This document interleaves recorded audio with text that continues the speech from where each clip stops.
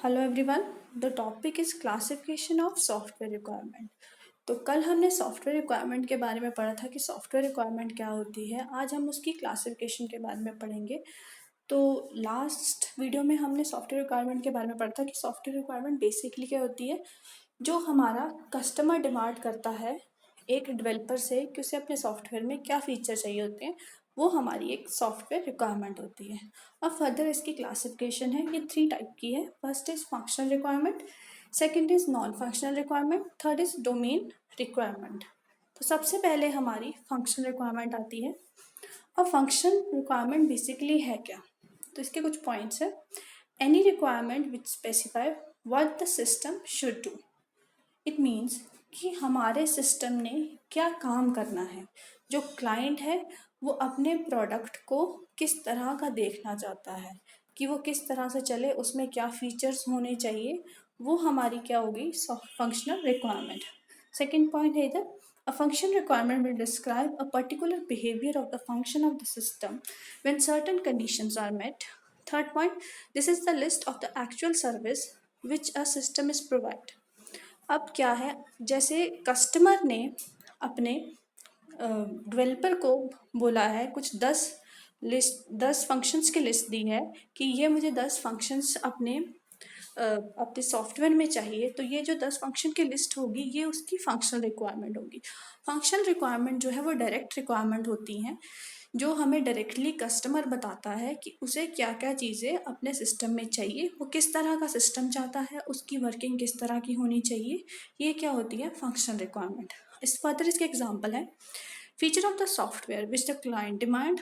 Second है, business rule of a particular organisation for which developing a software. अब पहली चीज़ होगी जो इसके फीचर्स रहेंगे, जो भी कस्टमर डिमांड करता है वो हमारी फंक्शनल रिक्वायरमेंट है।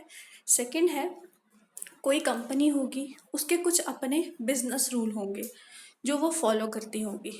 फॉर लाइक एग्जांपल, जब आप कोई डॉक्यूमेंट बनाते हैं तो उसमें आपको टाइम न्यू रोमन का फ़ॉन्ट यूज़ करना, ये एक डिफाइंड रूल है। तो ये आपके लिए एक फंक्शनल रिक्वायरमेंट होगा कि अगर आपको ये नहीं भी बताता क्लाइंट, तो आपको ये पता, आपको पहले से पता है कि ये क्या है, एक फंक्शनल रिक्वायरमेंट है जो आपने ऐड करनी ही करनी है।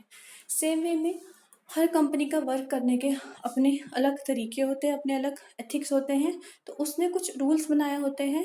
तो जब हम उस कंपनी के लिए कुछ काम करते हैं तो हमें उसके रूल्स को भी फंक्शनल रिक्वायरमेंट में ऐड करना होता है। नेक्स्ट है हमारी नॉन फंक्शनल रिक्वायरमेंट। अब नॉन फंक्शनल रिक्वायरमेंट जो है ये डायरेक्ट नहीं होती, ये इनडायरेक्ट होती हैं। तो इसका पॉइंट पहला है, these are the basically the quality constraint that the system must satisfy according to the project contract. Example, timing of operation, way to response in a particular condition. अब इसमें क्या है, एक एग्जांपल लीजिए, जैसे एक हॉस्पिटल का सिस्टम है। अब हॉस्पिटल के का सिस्टम अगर हम डेवलप कर रहे हैं, ठीक है, तो हमारा ऐसा होना चाहिए कि अगर हम अपने पेशेंट की आईडी डालते हैं, तो पेशेंट की जब हम आईडी क्लिक करते हैं तो उसमें पेशेंट की सारी डिटेल आ जाएगी कि उसका नाम क्या है, उसका फादर नेम क्या है, उसका ब्लड ग्रुप क्या है, उसकी क्या मेडिसिन चल रही है, उसको किस चीज़ से एलर्जी है। ये जो चीज़ें हम उसमें ऐड कर रहे हैं ये होंगी फंक्शनल रिक्वायरमेंट। बट अब हमें जो रिस्पॉन्स आना चाहिए वो बहुत फास्ट आना चाहिए, ठीक है। तो इट मीन्स जो हमारा रिस्पॉन्स टाइम है वो बहुत फास्ट होना चाहिए, क्योंकि फास्ट होना चाहिए। तो ये एक तरह से क्या है, हमारी नॉन फंक्शनल रिक्वायरमेंट। क्लाइंट हमें अपने फंक्शनल पॉइंट्स तो बता देगा, पर ऑटोमेटिकली क्या है, क्लाइंट ये चीज़ चाहता है कि उसका जो सॉफ्टवेयर बने, उसका जो प्रोडक्ट बने वो फास्ट हो। ये हमें वो बोलेगा नहीं, ये चीज़ हमें खुद समझनी है कि वो ये चीज़ें चाहता है। तो ये एक तरह से क्या हुई, एक नॉन फंक्शनल रिक्वायरमेंट। अगर हम उसे प्रोडक्ट बना देंगे बट उसकी स्पीड बहुत कम होगी, तो ऑब्वियसली क्लाइंट थोड़े टाइम बाद हमारे पास आ जाएगा कि आपने कैसा प्रोडक्ट बनाया है, इसकी तो स्पीड ही नहीं है। सेम वे में जैसे वो हॉस्पिटल सिस्टम है, तो अगर उसमें हम अपने पेशेंट की आईडी डालते हैं तो उसका जो हमें रिस्पॉन्स है वो बहुत जल्दी फ्रैक्शन ऑफ सेकेंड में आना चाहिए, अदरवाइज़ हमें उसका फ़ायदा नहीं होगा, क्योंकि समटाइम पेशेंट इमरजेंसी में होता है। उसी तरह से जो इसका बैकेबिलिटी है वो जल्दी होनी चाहिए। नेक्स्ट पॉइंट है how a system should behave while performing the operation. Example है पोर्टेबिलिटी, मेंटेनेबिलिटी, स्केलेबिलिटी एक्सेट्रा। मतलब कि जो फीचर्स वो हमें डायरेक्टली नहीं बोलता, बट हमें अंडरस्टूड होने चाहिए कि ये एक अच्छे सॉफ्टवेयर में होना रिक्वायर है, ज़रूरी है।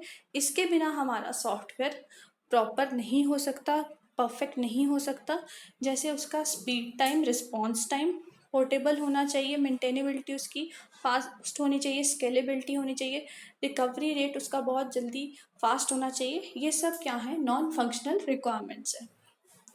नेक्स्ट है हमारा डोमेन रिक्वायरमेंट।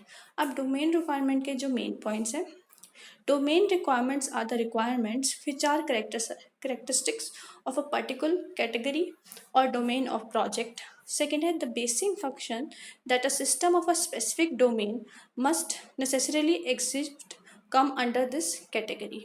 अब इसमें क्या है, बेसिकली एग्जांपल लेके मैं आपको बताती हूँ।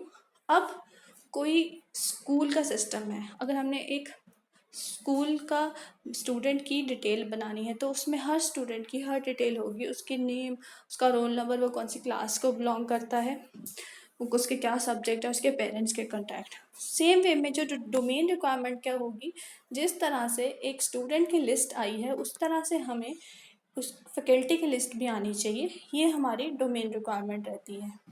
तो आई होप आपको ये टॉपिक क्लियर हो गया हो। किसी भी क्वेरी के लिए आप मुझे कंटैक्ट कर सकते हैं। Thank you so much.